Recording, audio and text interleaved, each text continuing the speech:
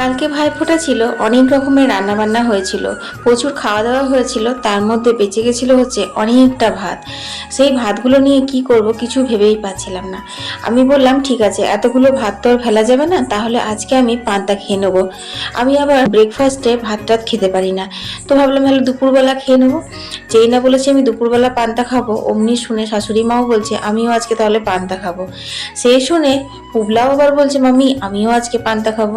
তো চলো ঠিক আছে, আমরা শাশুড়ি বৌমা আর ছেলে মিলে পান্তা খাবো। বুবলার বাবার জন্য কিন্তু গরম ভাত রান্না করতে হবে, ও পান্তা খাবে না। হ্যাঁ দিলে হয়তো খেয়েই নিত, কিন্তু থাক, ও কালকেও এমনিতে বোনদের বাড়িতে ফোঁটা নিয়েছে, ওখানে খেয়েছে, আজ আবার বাড়িতে পান্তা কেন, ওকে একটু গরম ভাত করেই দেবো। তো এই পান্তা ভাত খাবো মনে করলাম, তার সঙ্গে আমার মনে পড়ে গেল আমার মায়ের হাতে সেই মসুর ডালের ভর্তা।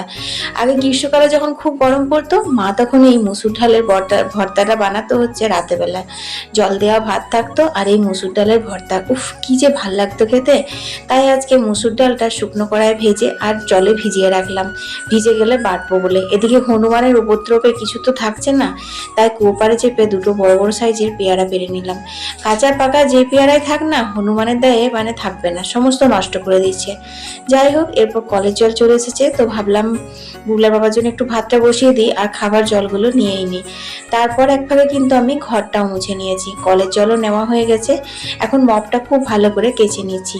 এই মপগুলো তো এখন শীতের হাওয়া পড়েছে, শুকোবে না, তা হলেও কেচে কুচে রোদে দিলে বেশ ভালোই হয়।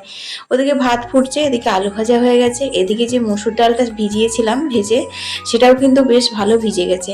বেশ কয়েকটা কাঁচা পাকা লঙ্কা নিয়েছি আর তারপর একটু নুন দিয়ে বেশ ভালো করে সিলে বেটে নিচ্ছি। এই মসুর ডালের ভর্তা কিন্তু খেতে দারুণ লাগে জানো তো। এতে পড়বে হচ্ছে কাঁচা তেল আর কাঁচা পেঁয়াজ। এখানে আলু ভাজা নামিয়েছি, মায়ের জন্য নিরামিষ করে একটু ভর্তা রেখেছি, একটু পোস্তও বেটে নিয়েছিলাম, কারণ পান্তা ভাতের সাথে একটু কাঁচা পোস্ত বাটা না হলে আমাদের বাঙালিদের জমে বলো। তারপর মসুর ডালের ভর্তাতে একটু কাঁচা পেঁয়াজ মিশিয়ে নিলাম। একটু মাটন আজকেও করব, কালকে হয়েছিল আর একটু কাঁচা রাখা ছিল, সেটা আজকে বুবলা বাবার জন্য একটু লাল করে ঝাল করে করে দিয়েছি। যতই চিকেন থাকুক আর মাটনের লাল ঝোল থাকুক, এই মসুর ডালের ভর্তা, পোস্ত বাটা আর আলু ভাজা দিয়ে পান্তা ভাতটা যে কি মধুর লেগেছিল সেটা আমিই জানি। ভিডিওটা তোমাদের ভালো লাগলে লাইক করে দিও।